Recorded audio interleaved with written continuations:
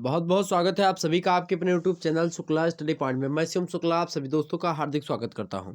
दोस्तों आपको बता दूं कि जो श्रृंखला चल रही थी हमारी बहुत दिनों से रुकी हुई थी। चैप्टर नंबर 14 व्याख्या खंड नंबर 32, इससे पहले 31 वीडियो आपके व्याख्या खंड के अपलोडेड हैं। आप लोगों ने नहीं देखा तो प्लीज़ उसको जरूर देख लीजिएगा। एग्जाम पॉइंट ऑफ व्यू से बहुत ही ज़्यादा महत्वपूर्ण है। अगर आप हिंदी साहित्य में विशेष रुचि रखते हैं और अच्छे तरीके से हिंदी साहित्य को पढ़ना चाहते हैं और हिंदी साहित्य के क्षेत्र में आप अपना नाम प्रतिष्ठित करना चाहते हैं, आगे बढ़ना चाहते हैं और आपको हिंदी अच्छी लगती है, तो निश्चित तौर पर बाकी 31 वीडियो देख लीजिएगा और आने वाले जो और एपिसोड हैं उनको भी देखने का प्रयास करेंगे। क्योंकि अभी तक जो है हमने बहुत सारे कविताएं जो आपके पाठ्यक्रम में संकलित थी, लगभग 13 कवियों की कविताओं को हमने खत्म कर दिया है। अब ये 14वें कवि जिनका नाम है मेरे प्यारे दोस्तों आपके पाठ्यक्रम में संकलित सुमित्रानंदन पंत जी। सुमित्रानंदन पंत जी की एक कविता है और वो कविता कौन सी है? आ धरती कितना देती है, या किसी किसी बुक में यह धरती कितना देती है, या धरती कितना देती है, या फिर आह धरती कितना देती है, बात एक ही है। तो उसके बारे में बताया गया है। तो वो एक कविता है, थोड़ी लंबी कविता है।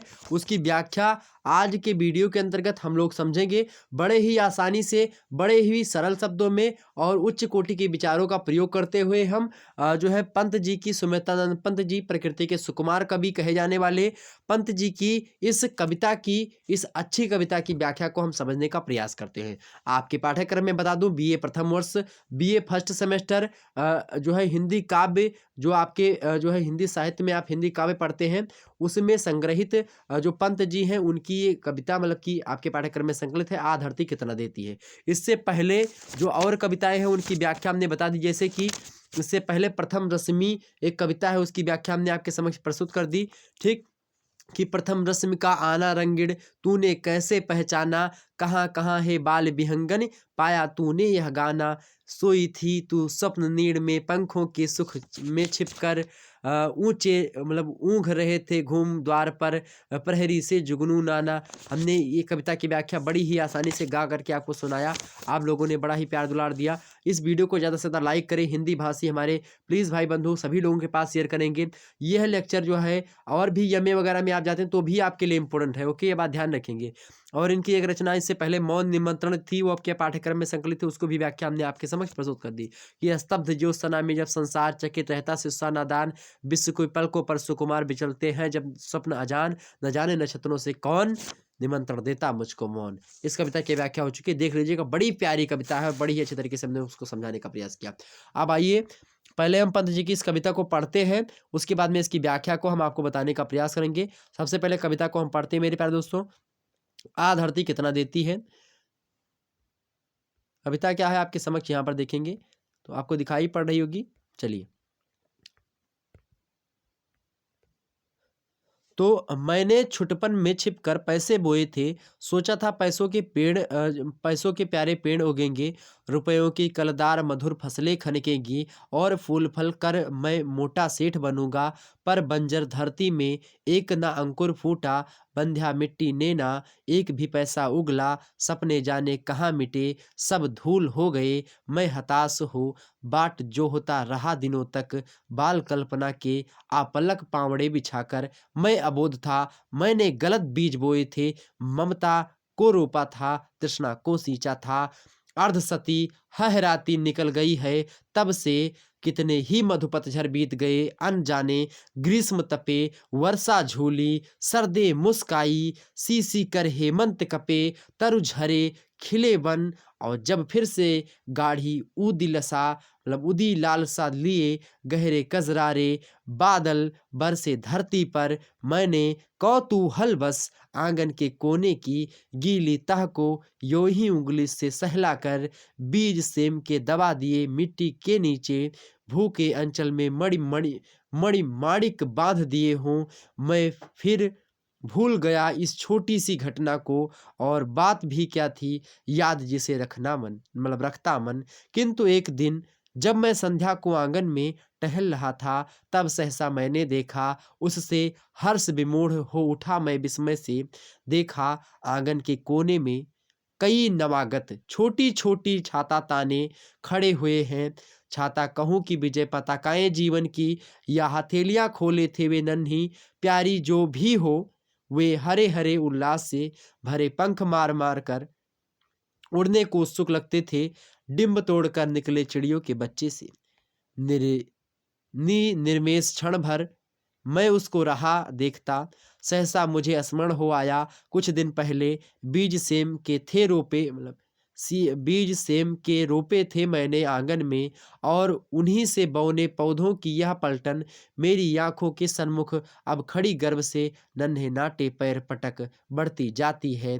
तब से उनको रहा देखता, धीरे धीरे अनगिनती परतों से लद भर गई झाड़ियाँ, हरे भरे टंग गई कई मखमली चंदों में बेलें फैल गईं, बल खा आंगन में लहरा, और सहारा लेकर बाड़े की टट्टी का हरे हरे सो झरने फूट पड़े ऊपर को। मैं अवाक रह गया, वंश कैसे बढ़ता है। छोटे तारों से छितरे फूलों के छींटे झांगों से लिपटे लहरी श्यामल लतरों पर सुंदर लगते थे। मावस के हसमुख नभ से, चोटी के मोती से, आंचल के बूटों से, ओह समय पर इनमें कितनी फलियां टूटी, कितनी सारी फलियां, कितनी प्यारी फलियां, पतली चौड़ी फलियां, उफ उनकी क्या गिनती। आगे लंबी लंबी अंगुलियों सी, नन्ही नन्ही तलवारों सी, पन्ने के प्यारे हारों सी, झूठ न समझे चंद्रकलाओं सी, नित बढ़ती सच्चे मोती की लड़ियों सी, ढेर ढेर खिल झुंड झुंड झिलमिल कर कचपचिया तारों सी। आह इतनी फलियां टूटी, जाड़ों पर खाई, सुबह शाम घर घर में फेंकी, पकी पड़ोस पास के जाने अनजाने सब लोगों में बंटवाई, बंधु बांधवों मित्रों अभ्यागत मांगतों ने जी भर दिन रात मोहल्ले भर ने खाई। कितनी सारी फलियां, कितनी प्यारी फलियां, यह धरती कितना देती है, धरती माता कितना देती है। अपने प्यारे पुत्रों को नहीं समझ पाया था मैं उसके महत्व को, बचपन में छी स्वार्थ लोभ बस पैसे बोकर, रत्न प्रसविनी है वसुधा अब समझ सका हूँ, इसमें सच्ची समता के दाने बोने हैं, इसमें जन की क्षमता के दाने बोने हैं, इसमें मानव ममता के दाने बोने हैं, जिससे उगल सके फिर धूल सुनहली फसलें मानवता की। जीवन श्रम से हंसे दिशाएं, हम जैसा बोएंगे वैसा ही पाएंगे। ये जो कविता है ये अतिमा नामक काव्य संग्रह से उद्धृत है, आपको बता दूं। तो चलिए अब इस पंक्ति की हम व्याख्या समझते हैं। तो इतनी कविता थी आपकी जो कि आपके पाठ्यक्रम में संकलित थी। अब हम जो है समझते हैं मेरे प्यारे दोस्तों, एक एक लाइन की व्याख्या आसानी से आपको बताने का प्रयास शुक्ला स्टडी पॉइंट के द्वारा किया जाता रहा है। लगातार मैं आपको पढ़ाता रहा हूँ और हर एक मुद्दा आपका क्लियर हो रहा है मेरे प्यारे दोस्तों। आपको इससे पहले आपको बता दूं, हिंदी साहित्य की इतनी सारी कविताओं की व्याख्या आपको किसी अलग अगर प्लेटफॉर्म पे मिल जाए तो बता देना मेरे प्यारे दोस्तों। किसी प्लेटफॉर्म में सारी की सारी वीडियो आपको नहीं मिलेगी। शुक्ला स्टडी पॉइंट के द्वारा लगातार आपका व्याख्यान बिल्कुल फ्री में अवेलेबल करवा दिया गया है। आप लोग निश्चिंत होकर के पढ़ें। बस मेरी इच्छा यही कि आप लोग पढ़ करके अच्छा अंक प्राप्त करें। उसके बाद में नीचे वीडियो में कमेंट करें कि सर जी जो आपने पढ़ाया था वो आया और मैं अपने कॉलेज में टॉप कर गया या मैं अपने कॉलेज में टॉप कर गई। जिस दिन मेरे पास ऐसे छात्र आएंगे मैं उनके पास स्वयं चल करके आऊँगा और उनको शाबाशी दूंगा और उनके लिए एक एपिसोड बनाने का प्रयास करूंगा। चलिए प्रारंभ करते हैं कक्षा को बिना समय गवाए हुए और समझते हैं आखिरकार इसकी व्याख्या को। ओके, समझिए भाई, आ धरती कितना देती है।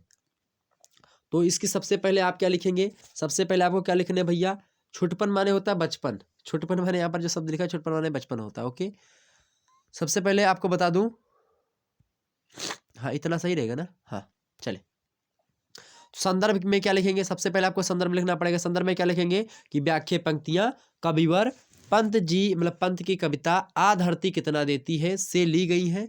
प्रसंग में क्या लिखेंगे, प्रसंग क्या है इसका कि प्रस्तुत पंक्तियों में कवि ने बालोचित स्वभाव पर प्रकाश डाला है। किस प्रकार बच्चा कल्पनाएं करता है, उनको क्रियान्वित करता है और तदंतर असफल होने पर वह ऐसी कल्पनाओं से मुंह मोड़ लेता है। इसके बारे में यहाँ पर सुमित्रानंद पंत जी प्रकृति के सुकुमार मनोभावों को प्रस्तुत करते हुए हमारे सामने नजर आते हैं। आइए बात करते हैं कि आखिरकार इन पंक्तियों की व्याख्या हम कैसे कर सकते हैं। ओके चलिए प्रारंभ करते हैं कक्षा को बिना समय गवाए हुए। एक बार सभी लोग वीडियो को लाइक और शेयर कर दीजिएगा। चलिए व्याख्या देखिए मेरे प्यारे दोस्त, व्याख्या देखेंगे, थोड़ा सा जुकाम है इसके लिए माफी चाहेंगे। हाँ चलिए प्रारंभ करते हैं। लाइन है कि मैं छुटपन में छिपकर पैसे बोए थे। मैंने छुटपन में छिपकर पैसे बोए थे। छुटकर माने होता है बचपन में। कवि कहता है, कवि अपने बाल जीवन को याद करता है और कहता है, क्या कहता है कि मैंने बचपन में लोगों की निगाह से, मैंने छुटपन में छिप कर पैसे बोए थे। छिप कर माने कि लोगों की निगाह से बच करके सिक्कों का क्या क्या था, बीज बोया था, सिक्कों का वपन किया था। फिर सोचा था पैसों के प्यारे पेड़ उगेंगे, और क्या सोचा था कि ये सिक्के जो होंगे ये अंकुरित होंगे, इनके पेड़ निकलेंगे, प्यारे प्यारे क्या होंगे, जो है सोचा था पैसों के प्यारे पेड़ उगेंगे। प्यारे प्यारे क्या निकलेंगे, पेड़ निकलेंगे। जैसे कि हम गेहूं बोते हैं तो गेहूं का पेड़ निकलता है, वैसे बचपन में बच्चे सोचते हैं कि अगर रुपया बो तो रुपया जामेगा। हम वो लोग पहले यही सोचन रहा कि रुपया अगर बोए दिए तो रुपया जामे। लेकिन जो है ये भैया जो है सुमित्रानंद पंत जी ने एकदम से समझिए, हमारे बचपन की बात है। मैं खुद ही ये सोच रहा था ये बातें कि अगर पैसा वो तो पैसा कौन है काहे नहीं जाम रहा है, तो इसका जामदेशन काहे नहीं हो रहा है। तो मतलब मैं सोच रहा था कि 1 पैसा वो तो 10 पैसा निकलेगा तो कितना अच्छा होगा। तो पहले बचपन में हो तो इसे 1 रुपया मिल जाए बड़ी खुशी होती थी, अठन्नी मिल गया तो बड़ा प्रसन्नता हुई कि हाँ जो है अठन्नी मिल गया, अब जुड़ा वाला बिस्कुट खाएंगे या कम्फर्ट वाली टॉफी खाएंगे।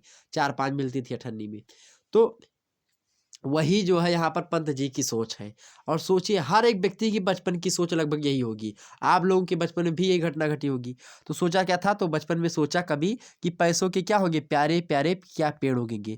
रुपयों की कलदार, कलदार माने क्या होता है, टकसाल में मुद्रित या फिर निर्मित जो मुद्राएं होती टकसाल की वही होती हैं। तो रुपयों की कलदार मधुर फसलें खनकेंगी।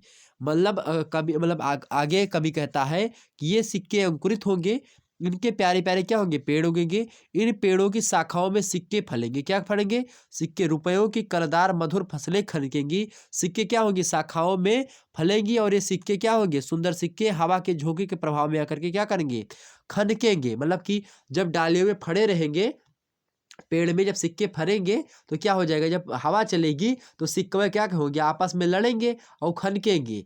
तो यही यहाँ पर कवि कह रहा है। आगे समझो मेरे भाई। और फूल फल कर मैं मोटा सेठ बनूंगा।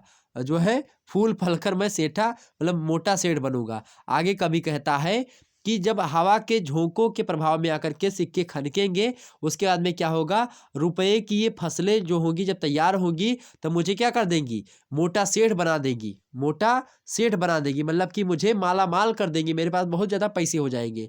जैसे आंधी में जब आंधी आती है तो आम बीनने के लिए झोला लेकर के जाते हैं, वैसे पैसा बीनने के लिए जाएंगे और बहुत ज़्यादा पैसा हो जाएगा तो हम सेठ बन जाएंगे। जैसे सेठ के पास पैसे होता है गाँव वगैरह में, तो मैं मोटा सेठ बन जाऊँगा, बहुत ज़्यादा हमारे पास पैसा हो जाएगा। ये कवि मतलब कि कवि की बचपन की सोच है। आगे कभी सोचता है, क्या सोचता है भैया, कि पर बंजर धरती में एक ना अंकुर फूटा। पर बंजर धरती में एक ना अंकुर फूटा। तो आगे कवि कहता है कि जो है क्या हो जाएगा, लेकिन कवि की कल्पना जो है साकार नहीं होती है।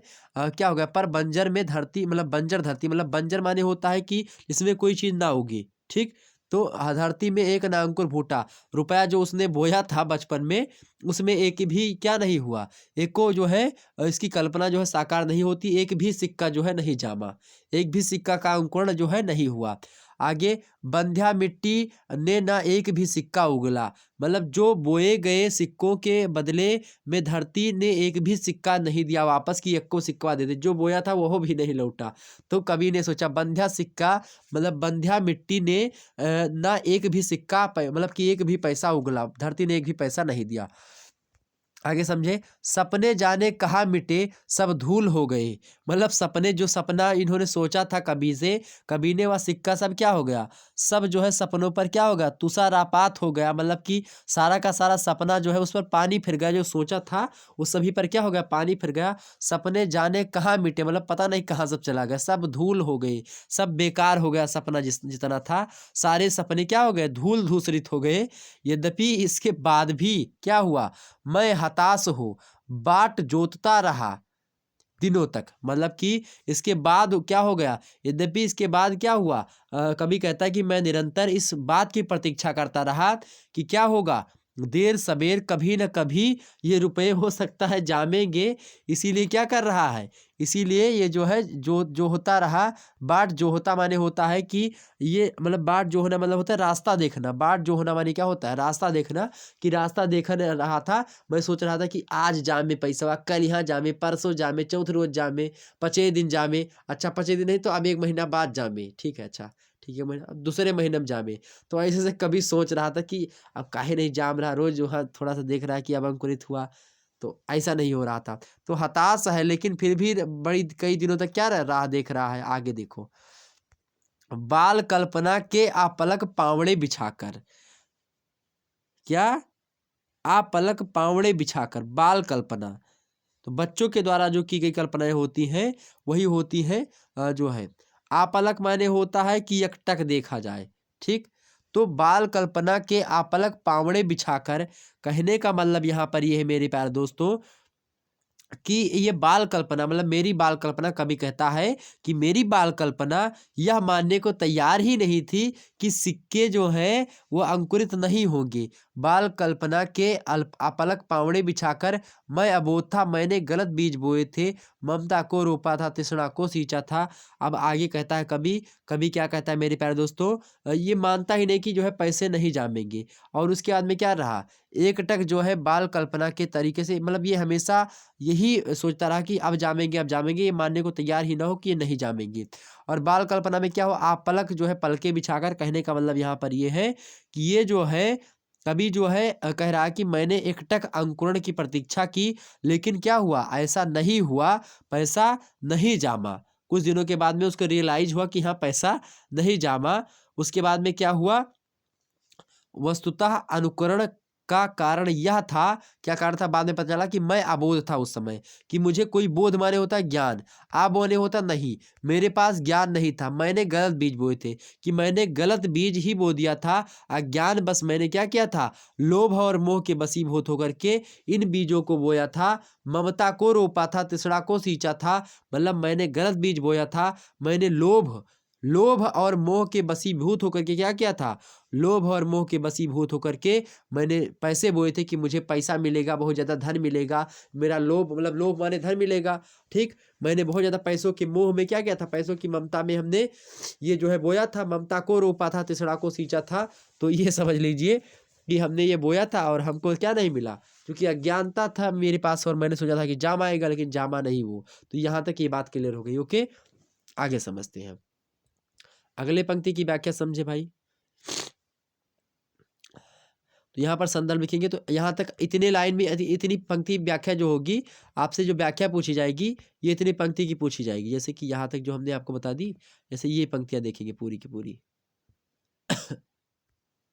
ये पंक्तियाँ जो पूरी की पूरी है यहाँ से यहाँ तक, इसकी जो है व्याख्या पूरी की पूरी क्या होगी, यही पूछी जाएगी। ये इतनी लिखी होगी और इसका आपको उत्तर मतलब कि लिखना होगा। अब हम अगले जो है इसकी स्टेंजा की चलते हैं, मतलब अगला जो पैराग्राफ है उसकी व्याख्या समझते हैं। क्या है व्याख्या की, अर्ध सती हहराती निकल गई है तब से, कितने ही मधुपतझर बीत गए अनजाने। आपका वो जो संदर्भ होगा वो वही होगा पुराना, मतलब कि क्या लिखेंगे, व्याख्या पंक्तियां कवि और पंत की कविता आ धरती कितना देती है उससे उद्धृत है या फिर ली गई है। ओके, अर्धसती हहराती, अर्धसती माने होता है कि 50 वर्ष या फिर आधी शताब्दी बीत जाने को ही अर्धसती कहते हैं। हहराती माने होता है खूब तेज, ठीक, ये बात ध्यान रखेंगे। मधु पतझर माने होता है कि बसंत और हेमंत ऋतुएं जो है वो आ गई है। और आगे समझते हैं, अब इसकी व्याख्या हम समझते हैं। प्रसंग में क्या लिखेंगे, इसमें प्रसंग में लिखेंगे कि बचपन में जो है जब कभी वो पैसा बो देता है, उसके बाद में रुपए फलीभूत नहीं हुए, रुपए नहीं फले। कभी जीवन के लगभग 50 वर्ष पूरे करने के बाद में सेम के बीज कौतूहल बस बो देता है। और यहाँ इसी की व्यंजना जो है इस पंक्तियों में की गई है। समझते हैं भाई, अर्धसती हहराती निकल गई है तब से, कवि कहता है कि बचपन में रुपए की खेती करने वाला कवि धीरे धीरे क्या हो गया है, बड़ा हुआ और बड़ा होने के बाद में 50 साल का हो चुका है, 50 साल उसके पूरे हो गए हैं। और यह स्वीकार करता है कवि कि बचपन की उस अबोध अवस्था को पार करने के बाद जो है न जाने कितने ही मधु पतझर बीत गए अनजाने, मतलब कितने बीत गए अनजाने, मतलब कि कभी यह सोचता है या स्वीकार करता है कि बचपन की अबोध मतलब कि जब हमारे पास ज्ञान नहीं था, उस अवस्था को पार करने के बाद न जाने कितनी ऋतुएं बीत गई, कितने मधु पतझड़ बीत गए, कितने ऋतुएं बीत गई और अनजाने में ही सारा का सारा सब व्यतीत हो गया। पता ही नहीं चला मुझे ग्रीष्म तपे, मतलब कि कितने ही ग्रीष्म तप कर क्या हो गए, चले गए मुझे अनजाने में। वर्षा झूली, वर्षा झूली माने होता है कितने ही जो है पावस ऋतुएं जो है बरस करके जो बीत गई, कितने में जो है पानी बरसा और वर्षा ऋतु बीत गई। सर्दे मुस्काई, शरद ऋतु जो है कितनी सर्दों ने अपनी छटा बिखेरी और मुस्का करके निकल गई। सी सी कर हेमंत कपे, हेमंत माने ठंडी वाला जो महीना होता है। सी सी कर हेमंत कपे, तरु झरे खिले बन, मतलब जो है कपा कपी छोड़ करके, मतलब हेमंत ने सबको कितना कपाया पता नहीं, कितनी बार जो है ठंडी आई और चली गई। और उसके बाद में तरु तरु झरे, तरु झरे माने होता है ठंडी के बाद में क्या होता है। अब इस समय का जो मौसम चल रहा बसंत पंचमी का, बसंत पंचमी के बाद से आप देखते होंगे आपके जो तरु होते हैं, तरु माने होता है वृक्ष, वृक्ष माने होता है पेड़। तो पेड़ के पत्ते आप लोग देखते होंगे कि झड़ रहे होंगे इस समय, जो है बयार चलती, बयार माने हवा चल रही होगी। हवा चलने से पत्ते जो होते हैं ना, वो पत्ते जो होते झड़ जाते हैं। तो ये पतझड़ वाला मौसम, तो तब झड़े पतझड़ सावन बसंत बहार। अब एक बरस में मौसम चार, चार मौसम चार, और पांचवा मौसम क्या होता है भैया, पांचवा मौसम प्यार का। लेकिन वो कोई मौसम नहीं होता, वो कृत्रिम मौसम है, प्राकृतिक मौसम चार ही होते हैं। ठीक, चलिए चलिए, हालांकि ऋतुएं होती हैं, ऋतुएं वैसे 6 होती हैं, मुख्य 4 होती हैं कई चीजें। तो देखिए सीसी कर हेमंत पता नहीं कितनी ठंडी बीती, तरु झरे मतलब पता नहीं कितने जो है क्या हो गए मेरे प्यारे दोस्तों, वृक्ष पत्रहीन हो गए पता नहीं कितनी बार। बसंत में पुनः क्या हुआ, खिले बन, जब बसंत ऋतु आई उसमें क्या हो गए, पतझड़ के बाद में क्या हुआ, फिर उसमें नए नए जो है पत्ते लगना हुए, मतलब कि बसंत में पुनः ये वृक्ष क्या हो गए, पुष्पित पल्लवित हो गए।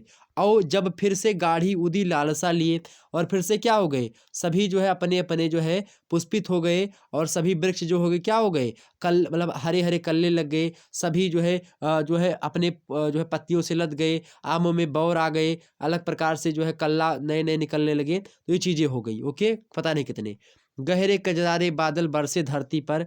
आगे क्या कवि कहता है, मतलब कि आगे कहता है कि पुष्प मतलब कि तमाम सारी चीजें हो गई, लेकिन क्या हुआ, लेकिन इन सब के आने जाने का मुझे उस समय ध्यान ही नहीं रहा। लेकिन जब क्या हुआ, और जब फिर से गाढ़ी उदी लालसा लिए, और क्या हुआ, आगे कभी कहता है, आगे कभी कहता है मेरे प्यारे दोस्तों कि अपनी रंगीन लालसाओं से युक्त, अपनी रंगीन लालसाओं से युक्त जो है घने काले बादलों ने जब क्या हुआ, गहरे कजरारे बादल बरसे धरती पर। गहरे मतलब इसकी व्याख्या तो हमने कर दी ना, सी कर हेमंत कपे तर सी, मतलब कि क्या हुआ कि हेमंत कपे खिले बन, सब बन खिल गए, क्यों खिल गए, क्योंकि जो उसमें क्या हो गए, फिर से क्या हो गए, उदी लालसा लिए, मतलब कि उन सभी पर हरे भरे पत्ते लग गए, बौर लग गए, सब चीज हो गया।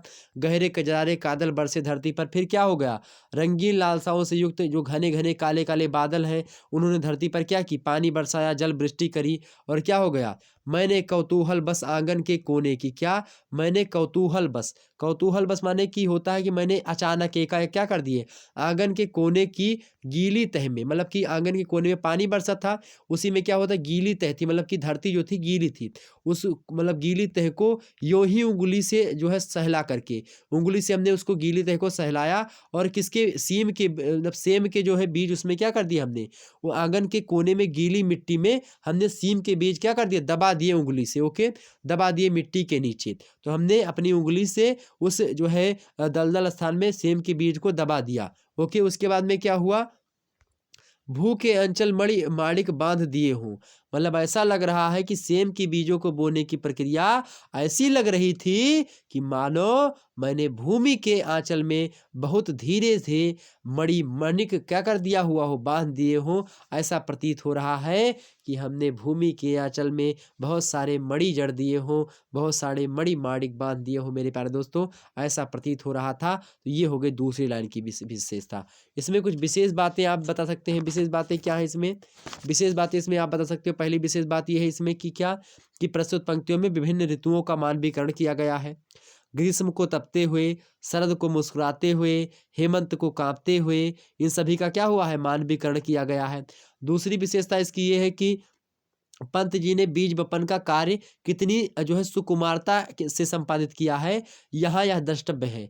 वे मिट्टी को खोदते नहीं हैं, अपितु उसे सहला करके उसमें बीज बोते हैं। ये इसमें विशेष बात है। इसीलिए तो उन्हें प्रकृति का सुकुमार कवि कहा जाता है, ऐसे नहीं कहा जाता है, इसीलिए कहा जाता है। तीसरी बात इसमें आप बता सकते हो इन पंक्तियों में कि जिसमें जीवन बीतता चला जाता है, इसका भान ही नहीं होता।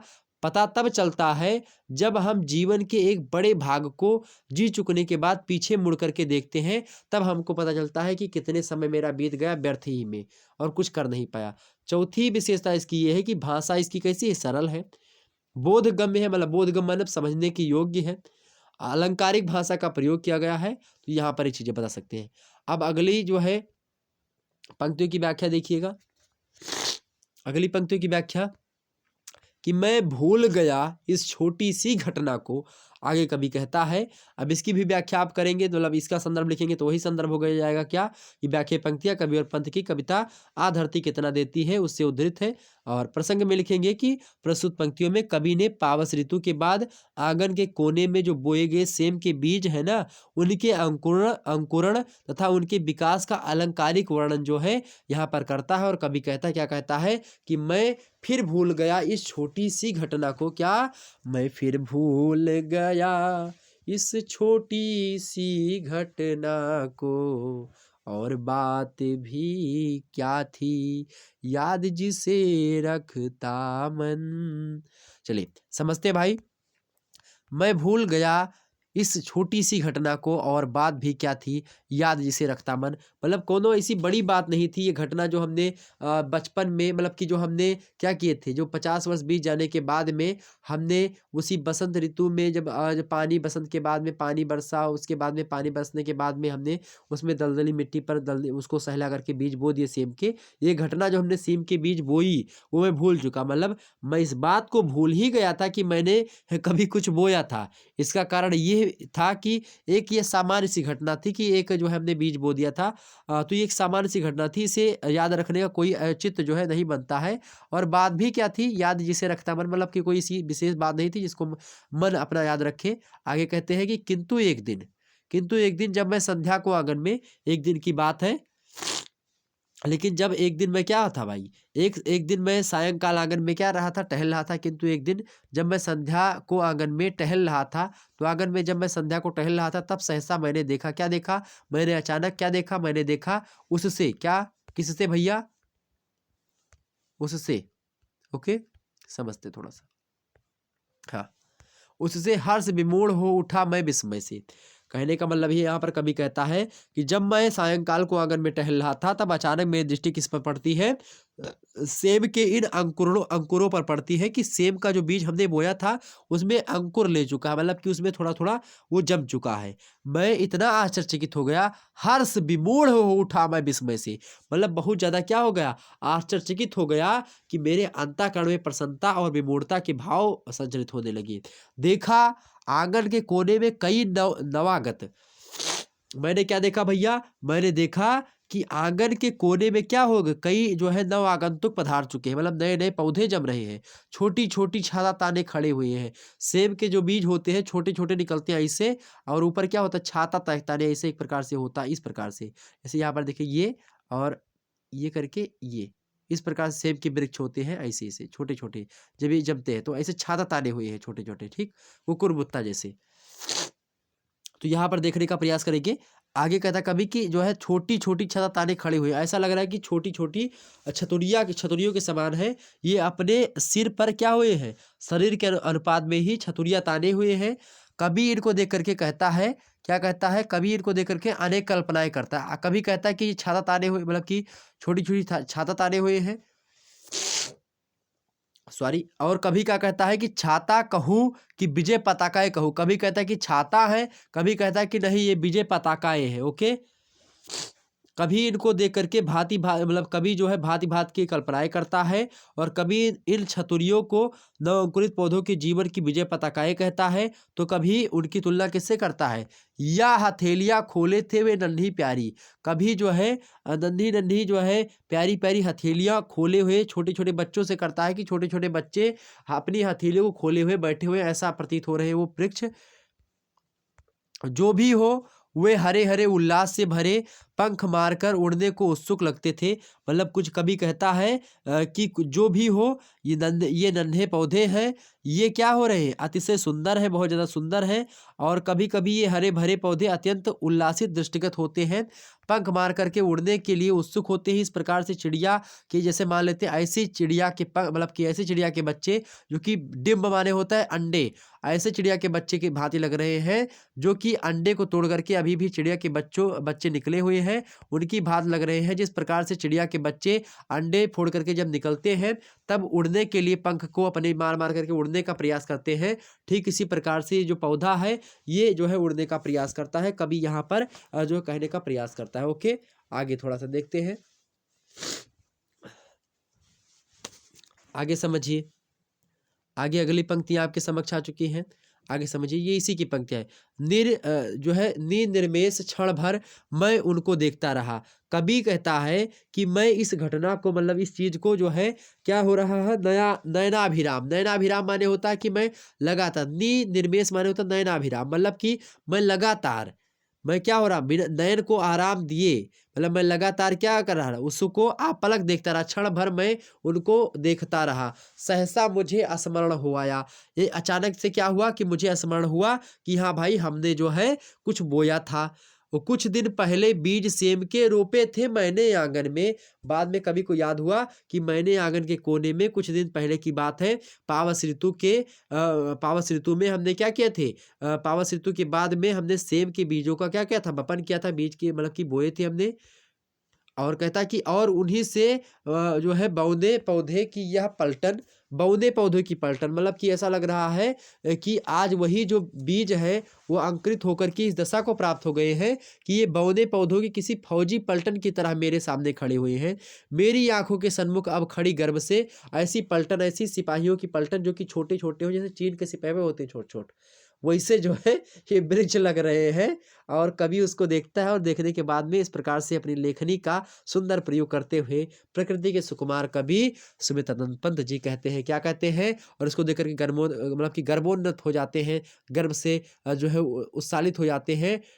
और कहते हैं कि नन्हे नाटे पैर पटक बढ़ती जाती है, मतलब ऐसा लग रहा है कि छोटे छोटे जो सिपाही हैं, छोटे छोटे जो ये वृक्ष हैं, ये क्या कर रहे हैं, ये कदम ताल कर, जिस प्रकार से छोटे सिपाही या फिर जो फौजी होते कदम ताल करते नहीं हैं, एक साथ लात बढ़ाते, एक साथ हाथ अपना बढ़ाते आगे, तो वैसे लग रहा हो कि नन्हे नन्हे छोटे छोटे पौधे जो हैं, ये ऐसे सिपाही की भांति, जिस प्रकार से जो फौजी छोटे छोटे होते हैं कदम ताल करते हैं चाइना वाले, वैसे जो है ये जो छोटे छोटे पौधे सेम के जमे हुए हैं, ये कदम ताल करते हुए प्रतीत हो रहे हैं। कवि ऐसी कल्पना करता है। विशेष में आप बातें लिख सकते हैं। विशेष में क्या बातें लिखें, पहला विशेष आप डाल सकते हैं कि प्रस्तुत पंक्तियों में कवि का प्रकृति प्रेम क्या हुआ है, दिखाई पड़ता है। यहाँ पर वह सेम के नवजात पौधों को विविध रूपों में देखता है, अलग अलग प्रकार से कल्पनाएं करता है। यह उनकी कल्पना शक्ति की पराकाष्ठा का द्योतक है। किसकी, सुमित्रानंद पंत जी की। ओके, दूसरा विशेष आप बता सकते हैं कि सेम के पौधे को विभिन्न रूपों में मानवीकृत किया गया है, इसलिए यहाँ मानवीकरण अलंकार की छटा दर्शनीय हमारे सामने हो जाती है। तीसरी विशेष यहाँ पर बात लिख सकते हैं कि भाषा एक ऐसी है, सरल है और सुग्राह्य है, मतलब सुंदरता से हमको प्राप्त हो जाती है, सुंदर भाषा का प्रयोग है। अगली पंक्ति देख लेते हैं, तब से उनको रहा देखता धीरे धीरे। इन पंक्तियों की व्याख्या आप देखते हैं भाई। आपको बता दूं कि इसका भी संदर्भ वही होगा आपका, व्याख्या पंक्ति कवि और पंत जी कविता, मतलब पंत जी की कविता आधारती कितना देती है से उद्धृत है, मतलब उसे से ली गई है। प्रसंग में लिखेंगे कि प्रस्तुत पंक्तियों में कवि सेम के विकास मतलब कि बिक समान सौंदर्य का क्या करता है, निरूपण विभिन्न मतलब कि उपमानों के सहारे पर कर रहा है। आइए समझते हैं कि तब से उनको रहा देखता धीरे धीरे, अनगिनती परतों से लद गई, मतलब लद भर गई झाड़ियां। मतलब कवि कहता है कि कवि सेम के पौधे का सतत क्या करता है, हमेशा तब से उनको रहा देखता धीरे धीरे, मतलब हर समय लगातार सतत अर्थात सस्टेनेबल तरीके से निरीक्षण करता रहा, देखता रहा कि पौधे कैसे बढ़ रहे हैं, क्या क्या हो रहा है। अनगिनती परतों, मतलब कि अनगिनती परतों से लद भर गई झाड़ियां, मतलब उसमें क्या हो गया, पौधों में क्या हो गया मेरे प्यारे दोस्तों, पौधों का विकास धीरे धीरे होता रहा और ये पौधे लताओं और पत्तियों से क्या हो गए, भर गए। इन्होंने झाड़ी का रूप धारण कर लिया, क्या, भर गई झाड़ियां, अनगिनत पत्ते लग चुके हैं उसमें, ठीक, झाड़ी हो गई है। हरे भरे टंग गए कई मखमली जो है चंदों में, चंदोवे मतलब होता है सजावट के लिए प्रयुक्त होने वाली सामग्री होती है चांदनी, उसी को चंदोवे कहते हैं। ठीक, ये बात ध्यान रखेंगे। तो यहाँ पर क्या हो गई, हरे भरे टंग गए कई मखमली चंदोवे। ऐसा लग रहा है मेरे प्यारे दोस्तों कि लताएं विकसित होकर के चारों तरफ फैल गई हों और वो क्या कर रही हों, चंदोवे की भांति टंग गई हों। वे बल खाने और लहराने लगी हैं। चारों ओर हरी भरी मखमली चंदोवे जैसी टंग गई हैं, चांदनी की भांति हमारे सामने दिखाई पड़ रही हैं। आगे देखते हैं, आगे समझते हैं भाई।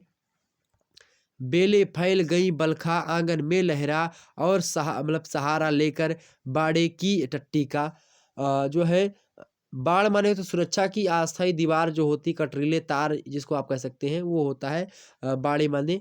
तो आगे कहने का मतलब यहाँ पर ये है, कवि कहता है कि ये लताएं जो है बाड़े की टट्टी के सहारे ऊपर को क्या हो रही है, फैल गई है। मतलब कि कोई जैसे खड़ा कर दो, कोई चीज़ से कटरीला तार खड़ा कर दो या कोई डंडा खड़ा कर दो, जैसे कि आपने कभी कद्दू का पेड़ देखा है, कद्दू या फिर लौकी का, या फिर जो तरोई होती है, तरोई समझते हैं ना, तरोई। तो तरोई वरोई जब बोई जाती है, लौकी बोई जाती है या कद्दू बोया जाता है, तो उसमें बांस वगैरह करके जाल बनाया जाता है और उसी जाल पर ये तार बिछाया जाता है ऊपर, और उसी पर जो है उनको चढ़ा दिया जाता है, छोड़ा मतलब कि किसको, लौकी वोकी जो होती है उसका जो ढंगचा होता है, उसी ढंगचे को बंवर की भांति होता है, ढंगचा लता की भांति, और उसमें पत्ते किनारे किनारे लगे होते हैं। तो वो किस पर चढ़ जाता है, ऊपर तार पर चढ़ जाता है, और ऊपर तार पर चढ़ जाता है, उसी पर फैल जाता है ऊपर, और वहीं पर क्या होता है, फल जो होता है नीचे से लटक जाता है, लौकी से नीचे लटकेगी इसी से, और ये नीचे जाकर के तोड़ लो। तो इसी प्रकार से सेब भी फड़ता है। ठीक, तो कवि वही बताने का प्रयास कर रहा है कि जो है उसी बाड़े की टट्टी जो है, मतलब जो एक प्रकार से कटीले तार है जो कुछ लगाया जाता है बांस वगैरह करके, उसी के सहारे जो है फैल गया है, और इसका जो विकास हो गया है, इनका यह रूप जो है कवि को बहुत ही क्या हो रहा है, सुखद लग रहा है। इस प्रकार जो फैला है और सहारा लेकर बाड़े की टट्टी का, हरे हरे सौ झरने फूट पड़े ऊपर को। इस प्रकार से मतलब ऐसा लग रहा है कि सौ क्या हो रहे हैं मेरे प्यारे दोस्तों, ऐसा लग रहा है कि वे ऊपर की ओर से फूट पड़े झरने के रूप में हमको दिखाई पड़ रही हैं। यहाँ पर हरे हरे सौ झरने, ऐसा लग रहा है कि झरना ऊपर से नीचे की ओर गिर रहा है, इस प्रकार से दिखाई पड़ रही हैं। मैं आवाक रह गया, कवि कहता है कि मैं आवाक रह गया, मतलब कि इसकी वंश वृद्धि को देख करके मैं अवाक रह गया। मैं आश्चर्य मतलब मेरे आश्चर्य का ठिकाना नहीं रहा, मेरे आश्चर्य का ठिकाना नहीं रहा, मैं अवाक रह गया, वंश कैसे बढ़ता है। कभी सोचने लगा कि जो है मेरा ठिकाना नहीं रहा। वस्तुतः इन लताओं को देख करके मैंने वंश वृद्धि के विषय में जाना कि किस प्रकार से ये इसकी वंश वृद्धि होती है। छोटे तारों से छितरे फूलों के छींटे, छोटे छोटे तारों से छितरे फूलों के छींटे, झागों से लिपटे लहरी श्यामल जो है लतरों पर सुंदर लगते थे मावस के हंसमुख नभ से, चोटी के मोती से, आंचल के बूटों से। कवि कहता है आगे, कवि क्या कहते हैं कि वस्तुतः इन लताओं को देख करके ही मैंने वंश वृद्धि के विषय में जाना। कवि इन लताओं को विभिन्न रूपों में कल्पित करता है। कभी वह इन्हें झागों से लिपटे हुए लहरयुक्त श्याम वर्णी लताओं पर छोटे छोटे तारों के रूप में बिखरा हुआ बताता है। इस प्रकार से आकाश में तारे लगे हुए प्रतीत होते हैं, चमकते हैं, उसी प्रकार से लगता है कि झागों से लिपटे लहरी श्यामल लतरों से कभी कभी कभी सुंदर लगते हैं मावस के हंसमुख नभ से, चोटी के मोती से, आंचल के बूटों से। मतलब कभी कभी ऐसा लग रहा है कि जैसे आकाश में तारे हैं उसमें टिमटिमा रहे, इसी प्रकार से ये जो है उस पर जो है जो बाड़े की टट्टी है उस पर जो है पड़े हुए हैं और चमक रहे हैं, इस भाल फल लगे हुए हैं। कभी जो है क्या करता है, जो भी लताएं हैं, कभी कहता है कि कभी जो है कभी कहता है कि कभी ये क्या हो रहे हैं, जो है कभी पुष्पों की छींटों से हमें दिखाई पड़ते हैं, और कभी क्या होता है जो भी हो ये लताएं जो है बहुत ही सुंदर हैं, ऐसा कवि कहने का प्रयास करता है। सुंदर लगते थे मावस के हंसमुख नभ से, चोटी के मोती से, आंचल के बूटों से, इस प्रकार से बड़े ही सुंदर लग रहे हैं। ऐसा लग रहा है मेरे प्यारे दोस्तों, कभी कभी ऐसा लग रहा है कि ये पावस ऋतु के प्रसन्न मुख आकाश जैसी लग रही हो। मावस के हंसमुख नभ से, चोटी के मोती से, आंचल के बूटों से, ऐसा लग रहा है कि जो है स्त्री की चोटी में जो लगे मोती होते हैं चोटी में, उसके समान जो है कभी कभी लग रहा है कि ये दिखाई पड़ रहा है। जैसी और कभी सुहागिन नागिन स्त्री के आंचल के जो बूटे होते हैं, आंचल पर आप देखते होंगे स्त्री की जब साड़ी पहनती है तो आंचल पर बहुत सारे सितारे जो होते हैं टिमटिमाते हैं। सितारे सितारे बहुत ज़्यादा आंचल पर ज़्यादा डिजाइन वगैरह बनी होती है, उसपे सितारे लगे होते हैं। तो कभी उसकी समान जो है आंचल के बूटों की भांति दिखाई पड़ रहा है वो जो सेम का वृक्ष जो है, जिस प्रकार से फड़ा हुआ, जिस प्रकार से उसमें फल लगे हुए हैं। तो ये चीज़ें क्लियर हो गई, आगे समझते हैं। अगली पंक्ति की व्याख्या देखो भाई, अगली पंक्ति आपके समक्ष आ चुकी है। ओह ओह समय पर इनमें, मतलब इसकी अभी हमने आपको विशेष नहीं बताया। विशेष बात आप इसमें ये लिख सकते हैं। पहला विशेष में आप बता सकते हैं कि कवि ने सेम के पौधों के विकास की अवस्थाओं का सूक्ष्म निरीक्षण किया है। दूसरा विकास ये है कि इसमें उपमा अलंकार का सुंदर उदाहरण दिया गया है। तीसरा कि मानवीकरण अलंकार भी यहाँ पर है। चौथी बात है कि भाषा सरल है, प्रवाहपूर्ण है और बोधगम्य है, मतलब समझने योग्य है। ओके, तो ये बात, इतनी चीज़ें क्लियर हो गई आपकी। अब आगे की लाइन की व्याख्या हम समझने का प्रयास करते हैं। ओके, आगे समझते हैं भाई। ओह समय पर इनमें कितनी फलियां टूटी, कितनी सारी फलियां, कितनी प्यारी फलियां, पतली चौड़ी फलियां, उफ उनकी क्या गिनती। कवि यहाँ पर जो है, यहाँ पर वही संदर्भ वगैरह वही रहेगा कि व्याख्या पंक्तियाँ कवि और सुमित्रानंद पंत जी की कविता आ धरती कितना देती है उसी से ली गई है। ठीक है, आप लिखेंगे प्रसंग में, आप लिखेंगे क्या कि व्याख्या, मतलब प्रसंग में लिखेंगे कवि द्वारा रोपित जो सेम का वृक्ष है अब इतना बड़ा हो गया है कि उसमें फल आने लगे हैं। कवि इन फलियों को देख करके प्रसन्न हो चुका है और वह इनको विभिन्न रूपों में देख रहा है। कैसे देख रहा है उसको आपको बताने का प्रयास, चलिए देखते हैं। सॉरी, देखते हैं भाई। ओह समय पर इनमें कितनी फलियां टूटी। कवि कहता है, पंत जी कहते हैं कि यह सेम का पौधा जब उचित अवस्था को प्राप्त हुआ तो इसमें फलियां लगनी शुरू हो गई हैं। फलियां प्रभुत मात्रा में टूटी, बहुत ज़्यादा। कवि कहता है कि इसमें समय पर इनमें कितनी फलियां टूटी, बहुत ज़्यादा फलियां टूटी हैं। कितनी सारी फलियां, कितनी प्यारी फलियां, मतलब जितनी भी जो है फलियां प्रभुत मात्रा में टूटी, इतनी फलियां टूटी कि इनकी गिनती करना क्या है, संभव नहीं है। बहुत ज़्यादा जो है पतली चौड़ी फलियां, उफ उनकी क्या गिनती। कभी जो है पतली फलियां है, मतलब कि बहुत ज़्यादा पतली पतली, बहुत ज़्यादा क्या है फलियां फड़ी हुई है, बहुत ज़्यादा अधिक मात्रा में है। नन्ही नन्ही छोटी छोटी लंबी लंबी गुलियों के समान है। तो ये एक प्रकार से दिखाई नहीं, मतलब कि कितनी फलियां हैं इनको गिनना क्या है, संभव नहीं, दैट इज इम्पॉसिबल। तो यही कहते हैं कि पतली चौड़ी फलियां, उफ उनकी क्या गिनती, मतलब चौड़ी चौड़ी है, पतली पतली है, इनकी गिनने में जो है इनकी संख्या हम नहीं गिन सकते। आगे कहते हैं कि लंबी लंबी उंगलियों के मतलब लंबी लंबी उंगलियों सी, मतलब किसके भांति है, लंबी लंबी उंगलियों की भांति जो है कलियां जो है फैली हुई हैं, उसी के समान नन्ही नन्ही, ठीक तलवारों की सी। कुछ तो कह रहे हैं कि कुछ कलियां कैसी हैं, तलवार की भांति, छोटी छोटी तलवार की भांति जो है फैली हुई है। और कुछ फलियां क्या हुई हैं, कुछ फलियां मेरे प्यारे दोस्तों तलवारों की भांति हैं, तथा कुछ कैसी है, पन्ने के प्यारे हारों सी, पन्ने के सुंदर हारों के समान चौड़ी चौड़ी कुछ फलियां दिखाई पड़ती हैं। झूठ न समझे चंद्रकलाओं सी नित बढ़ती। कवि कहता है आगे, क्या कहता है कि मेरी बातों पर अविश्वास ना करें, झूठ ना समझे इसको, चंद्रकलाओं सी नित बढ़ती। ये कैसी बढ़ रही, चंद्रमा की कलाओं की समान बढ़ रही। जिस प्रकार से चंद्रमा आप देखते हैं परुआ को छोटा सा होता है, उसके बाद में द्वितीया को आप देखते हैं थोड़ा सा और बड़ा होता है, तीज को थोड़ा सा और बड़ा हो जाता है, चतुर्थी को और थोड़ा बड़ा हो जाता है, पंचमी को और थोड़ा बड़ा होता है, छठी को और थोड़ा, सप्तमी को और, अष्टमी को और, नवमी को और, दसवीं को और एकादशी, द्वादशी, त्रयोदशी, चतुर्दशी और उसके बाद में पूर्णिमा को आकर के या फिर जो है अमावस्या को आकर के थोड़ा सा बड़ा हो जाता है चंद्रमा। पूरा का पूरा अपने जो है कलाओं में था। तो चंद्रमा की कलाएं जिस प्रकार से बढ़ती है, चंद्र कलाओं सी नित बढ़ती, जिस प्रकार से नित माने डेली चंद्रमा की कलाएं बढ़ती, उसी प्रकार से ये सेम के वृक्ष जो है उसमें जो फलियां हैं वो लगातार बढ़ रही हैं। और ये जो है बताते हैं, इसको झूठ ना समझे। आगे कहते हैं कि सच्चे मोती सी लड़ियों सी ढेर ढेर खिल। कभी कहता है कि मेरी बातों का अविश्वास न करें, मैं सच सच बता रहा हूँ कि ये फलियां चंद्रकला के समान नित्य निरंतर बढ़ती हैं। ये एक दो नहीं बल्कि अनगिनत बढ़ती, सच्चे मोती की लड़ियों सी ढेर ढेर खिल, मतलब बहुत ज्यादा, ढेर ढेर माने होता है बहुत ज्यादा खिल रही है। क्या कभी कहता है कि ये एक दो की मात्रा में नहीं थी बल्कि अनगिनत थी। जिस प्रकार मोती की लड़ी अर्थात माला में बहुत सारे मोती होती है, मोती की लड़ियों सी ढेर ढेर खिल, मतलब जिस प्रकार से मोती की लड़ी होती है, मोती में माला होती है, उसमें बहुत सारे मोती फड़े हुए होते हैं एक धागे में। ये सच्चे मोती एक धागे में पिरो दिए जाते हैं, बहुत ही सुंदर लगती है। इस प्रकार से लग रहा है, झुंड झुंड झिलमिलाकर कचपचिया तारों सी, ठीक उस प्रकार से लग रहे हैं, कवि कहता है। ओके, तो कभी आगे कहता है क्या कि उसी प्रकार से सेब की फलियां जो है वो उसी प्रकार से फली हुई है। आगे कहता है कि आह, इतनी फलियां टूटी जाड़ों भर खाई, इतनी फलियां टूटी जाड़ों भर खाई, सुबह शाम घर घर में पकी पड़ोस पास के, मतलब इतनी ज़्यादा फली जो है उसमें फल गई कि जो है घर भर खाए, गांव घर खाए, बहुत सुंदर लगती थी। और उसके साथ साथ सभी मतलब खूब फली हुई थी। जिस प्रकार से आसमान में तारे जो है दिखाई पड़ते हैं, यहाँ पर देखेंगे झुंड झुंड झिलमिल कर कचपचिया तारों सी, तारों की भांति जो है वहाँ पर फली हुई थी। आह, इतनी फलियां टूटी जाड़ों भर खाई। कवि कहता है कि इतनी ज़्यादा ढेर फलियां जो है उसमें फड़ी हुई है, इसमें पूरा का पूरा ठंडी हमने निपटा दी उसी फलियों को खा करके। जाड़ों भर खाई मतलब कि ठंडी में पूरा सेब की फलियां मतलब खाई हमने।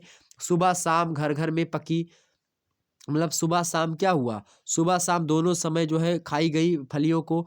पास पड़ोस मतलब पास पड़ोस के सभी लोगों को हमने दिया।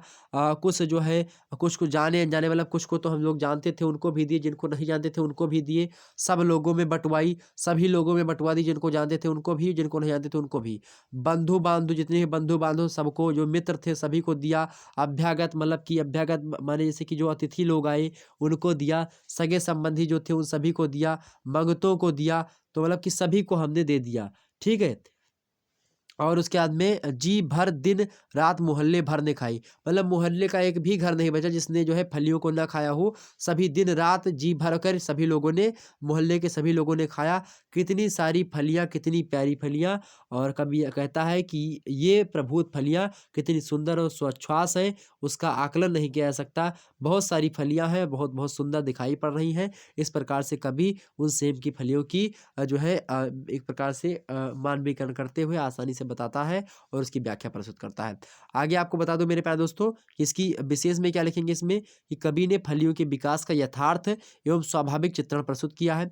दूसरा विशेष आप डाल सकते हैं इसमें कि उपमा और मानवीकरण अलंकार की छटा यहाँ पर दिखाई पड़ी है। तीसरी बात यह कि भाषा सुग्राह्य है, सुस्पष्ट है और सरल है। ओके, आगे देखते हैं। अगली और लास्ट पंक्तियां हैं ये।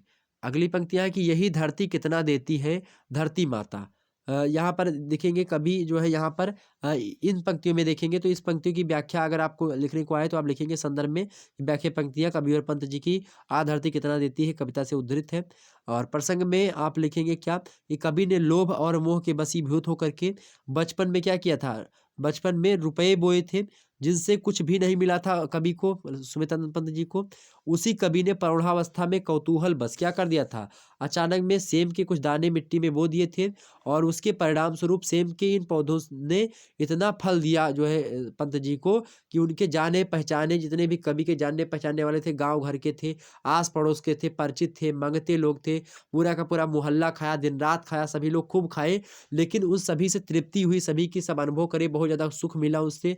कवि ने व्याख्या पंक्तियों में उक्त दोनों स्थितियों का तुलनात्मक अध्ययन किया है कि बचपन में हमने रुपया बोया था तो उससे कुछ नहीं मिला, तब मैं अबोध था, तो उसकी तुलना, और जब वो जानकार हुए उसके बाद में जब उन्होंने सेम के जो है बोए तब उनको पता चला कि हाँ धरती हमको कितना देती है।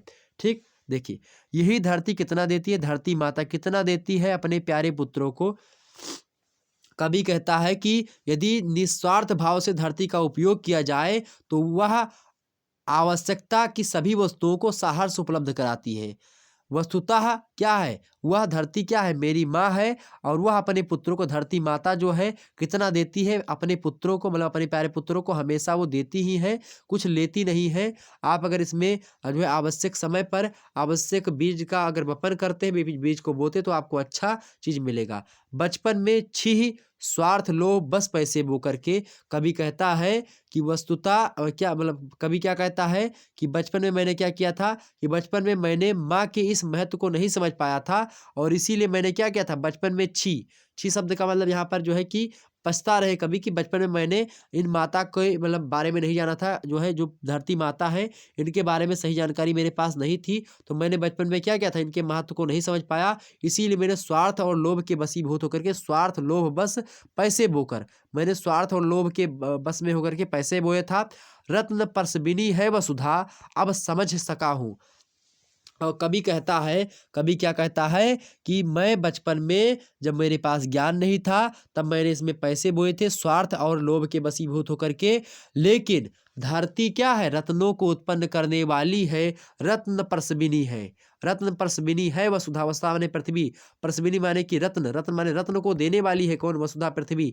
अब समझ सका हूँ, अब मुझे ये बात समझ आ चुकी है कि रत्न को देने वाली यह जो है पृथ्वी है। ओके, इसका ज्ञान, इसका परिज्ञान मुझे अब हुआ कि मुझे इस प्रकार से देने वाली है। इसमें सच्ची समता के दाने बोने हैं। कवि कहता है कि इसीलिए इसमें क्या होना है, इसीलिए अब इसमें सच्ची समता के जन की क्षमता के, इसीलिए इसमें सच्ची समता के दाने बोने हैं, इसमें जन की क्षमता के दाने बोने हैं। इसीलिए इसमें क्या करना है भाई, जन की क्षमता के दाने बोने हैं, सच्ची समता के दाने बोने हैं।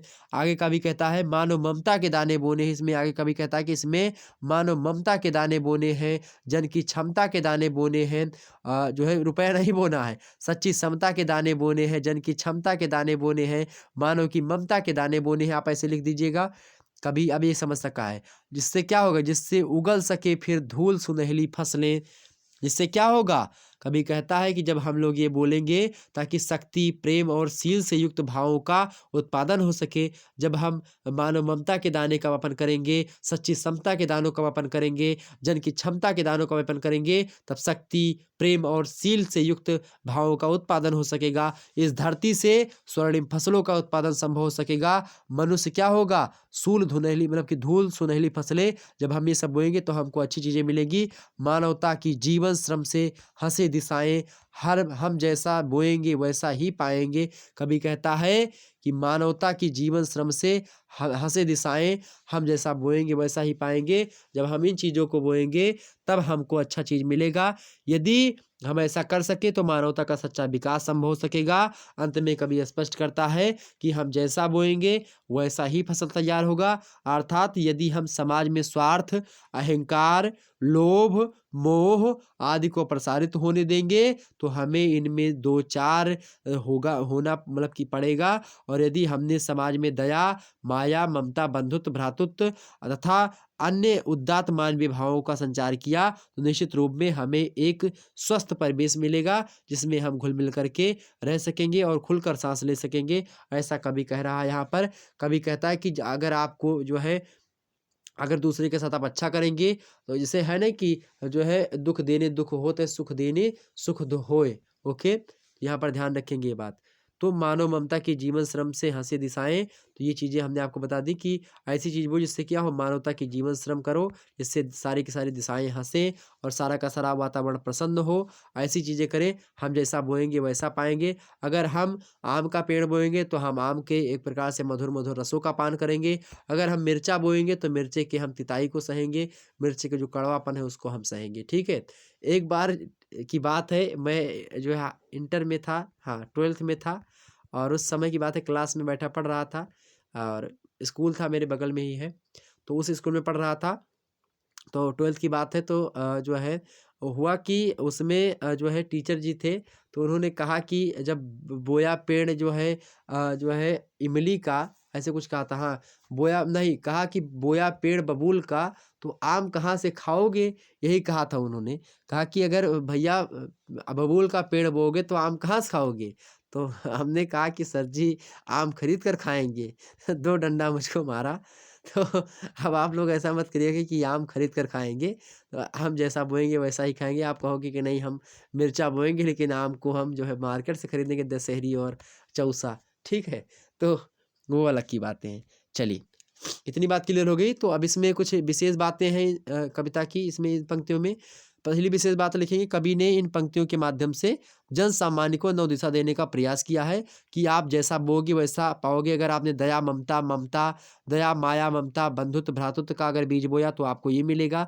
अगर आपने लोभ अहंकार स्वार्थ मोह इन सभी का बीज बोया तो आपको क्या मिलेगा, आपको वो चीजें मिलेंगी। ठीक, तो जो बोगे वो काटोगे। अब ऐसा नहीं कि आप गेहूँ बो दिए और आप सरसों जा करके काटेंगे, हालांकि मेरा सरसों को जाम आएगी गेहूँ खेत में। चलिए दूसरी बात, हर का तो काट है। दूसरी विशेष में बात क्या है कि समता और मानव ममता जैसे भावों के संचार तथा उनके प्रसार की बात कही गई है इसमें। तीसरी विशेष बात यह है कि अलंकारिक और मुहावरेदार शैली का प्रयोग किया गया है। चौथी बात क्या है कि सरल एवं सर्वग्राह्य भाषा का प्रयोग है, सभी के समझने योग्य। ओके, और अलंकारिक शब्द कहाँ पर आएंगे, हम जैसा बोएंगे वैसा काटेंगे, ये एक मुहावरा भी है। जैसा टिट फॉर टैट, जैसा बोओगे वैसा काटोगे। ठीक है, ईंट का जवाब पत्थर से, मतलब जैसा बोगे वैसा काटोगे, कहने का मतलब जैसा करोगे वैसा भरोगे। ये मुहावरा ही तो मुहावरेदार जो है भाषा का प्रयोग किया गया है। बड़ी ही अच्छी पंक्तियां थी। क्या, यही धरती कितना देती है, धरती माता कितना देती है अपने प्यारे पुत्रों को। आगे कहते हैं कि नहीं समझ पाया था मैं उसके महत्व को, बचपन में छी स्वार्थ लो बस पैसे बोकर, रत्न प्रसविनी है वसुधा अब समझ सका हूँ, इसमें सच्ची समता के दाने बोने हैं, इसमें जन की क्षमता के दाने बोने हैं, इसमें मानव ममता के दाने बोने हैं, जिससे उगल सके फिर धूल सुनहली फसलें, मानवता की जीवन श्रम से हंसे दिशाएं, हम जैसा बोएंगे वैसा ही पाएंगे। ये अतिमा नामक काव्य संग्रह से आपके पाठ्यक्रम में संकलित है। सुमित्रानंद पंत की ये व्याख्या आपके समक्ष हमने प्रस्तुत करी। अब जो नेक्स्ट वीडियो होगी उसमें हम बात करेंगे मेरे प्यारे दोस्तों महादेवी वर्मा जी के बारे में। आपको बता दूं कि महासंग्राम वीडियो हर एक कवि की आपके समक्ष प्रस्तुत कर दी गई है। महासंग्राम वीडियो सारी की सारी हो चुकी है आपकी। पहले हमने महासंग्राम वीडियो, अगर आप लोगों ने नहीं देखी देख लीजिएगा। पहली वीडियो में हमने गोरखनाथ और उसके बाद में अमीर खुसरो और आपके जो है विद्यापति, इन तीनों की जो है रचनाओं को और उनके जीवन परिचय के बताया। उसके बाद में हमने जो है कबीरदास, जायसी, सूरदास और तुलसीदास जी के जीवन परिचय और उनकी रचनाओं के बारे में बताया दूसरी वीडियो में।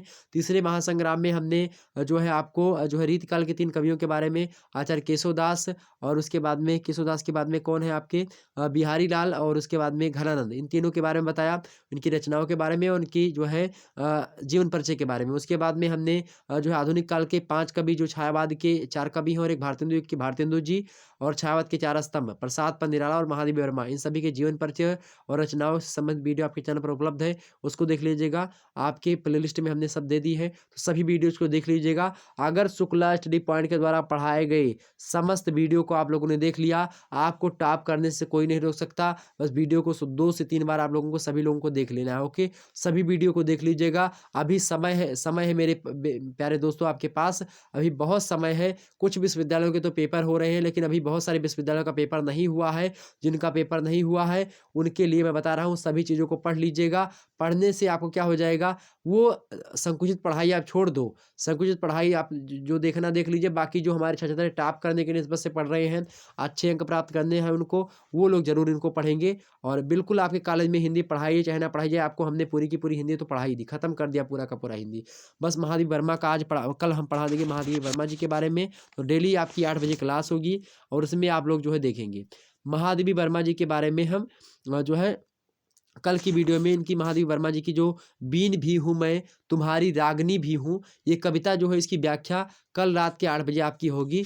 इसके बारे में मैं बताऊंगा। बीन भी हूँ मैं तुम्हारी रागनी भी हूँ, नींद थी मेरी अचल नी स्पंदन कण कण में, प्रथम जागृति थी जगत के प्रथम स्पंद में, प्रलय में मेरा पता पद चिन्ह जीवन में, साप हूँ जो बन गया वरदान बंधन में, कुल भी हूँ कुलहीन प्रवाहिनी भी हूँ, नयन में जिसके जल्द वह त्रिसित चातक हूँ, सलभ जिसके प्राण में वह निष्ठुर दीपक हूँ, फूल को उर में छिपाए बिकल बुलबुल हूँ, एक होकर दूर तन से छा हवा चल हूँ, दूर तुझसे तुमसे हूँ अखंड सुहागनी भी हूँ, बीन भी हूँ मैं तुम्हारी रागनी भी हूँ। ये कविता जो है किसकी है, महादेवी वर्मा जी की है। और भी पंक्तियाँ हैं, 2 जो है पैराग्राफ आपका और भी है।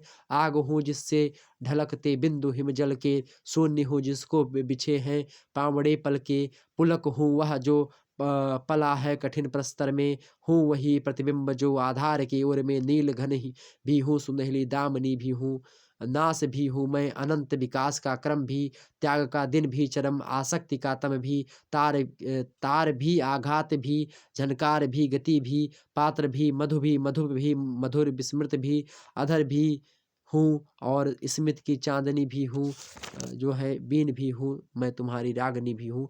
ये कविता जो है यह गीत महादेवी जी के सुविख्यात गीत संग्रह नीरजा से जो है लिया गया है। डॉक्टर राम शंकर त्रिपाठी संदर्भित गीत के आलोक में महादेवी जी के गीतों की भाव भूमि की ओर इंगित करते हुए कहते हैं कि महादेवी जी मर्म पीड़ित रहस्यवादी कवयित्री हैं। उनकी कविता में उनका यही रहस्यवादी रूप प्रकाशमान है। इसकी अंतरीण भाव भूमि कभी कुछ पूर्व उद्धत गीत, तुम मुझसे मतलब मुझ में प्रिय फिर परिचय क्या, तुम मुझ में प्रिय फिर परिचय क्या से मिलती जुलती हैं, फिर भी अपनी अनुभूति की मर्म में दूरता तथा कथ्यगत उपादान सामग्री की दृष्टि से यह गीत कुछ अधिक ही समृद्ध है। गीतों के कला श्रेष्ठों और भावों के मार्दों का मनोहारी मिश्रण महादेवी जी के संगीत विधान में मिलता है। ध्वनियों की लयात्मकता और संगठन के उद्भूत संगीत महादेवी जी के गीतों की निजी विशेषता है। ध्वनियों का ऐसा संगठन अनियंत्र दुर्लभ ही जान पड़ता है। महादेवी जी की इस कविता के बारे में हम समझेंगे। उसके बाद में जो कविता आएगी आपकी फिर बिकल हैं प्राण मेरे, इस कविता की व्याख्या उसके बाद में। फिर उसके बाद में यह मंदिर का दीप इसे नीरव जलने दो, इस कविता की व्याख्या। तो 3 कविता आपके पाठ्यक्रम में महादेवी जी के लेकर के संकलित हैं। इनके बारे में बताने का प्रयास करूँगा आपको। ओके, तो फिर मिलते हैं फिर नेक्स्ट वीडियो में। तब तक के लिए जय हिंद जय भारत। आपको इस सभी कविता की व्याख्या हो गई, आप लोगों ने नहीं देखा देख लीजिएगा। और पॉलिटिकल साइंस वालों को लिए बता दूं कि ये क्लास तमाम सारी पड़ी हुई हैं, ये भारत छोड़ो आंदोलन वाला देख लीजिएगा, मोस्ट इंपॉर्टेंट है, एग्जाम से प्रश्न पूछा जा सकता है। अर्थशास्त्र का जो है अवसर लागत वगैरह हमने पढ़ा दिया, इसको देख लीजिएगा। उसके बाद में वैगनर का महाद्वीप विस्थापन सिद्धांत देख लीजिएगा आप लोग, चैप्टर 6 ज्योग्राफी का ये देख लीजिएगा। सभी आपको प्लेलिस्ट में मिल जाएगी वीडियो। मिलते हैं फिर नेक्स्ट वीडियो, तब तक के लिए जय हिंद जय भारत। आप सभी का बहुत बहुत धन्यवाद हमारे साथ जुड़ने के लिए। इसी प्रकार से अपना प्यार दुलार बन रखिएगा। ओके, लंबी कविता थी, इसकी व्याख्या हमने कर दी। जो हमारे साथ नए छात्र जुड़ रहे हैं जो हमारे साथ नए छात्र जुड़ रहे हैं, सभी लोग वीडियो को लाइक और शेयर कर दीजिएगा। धन्यवाद आप सभी का, बहुत बहुत धन्यवाद मेरे प्यारे दोस्तों के। चलिए।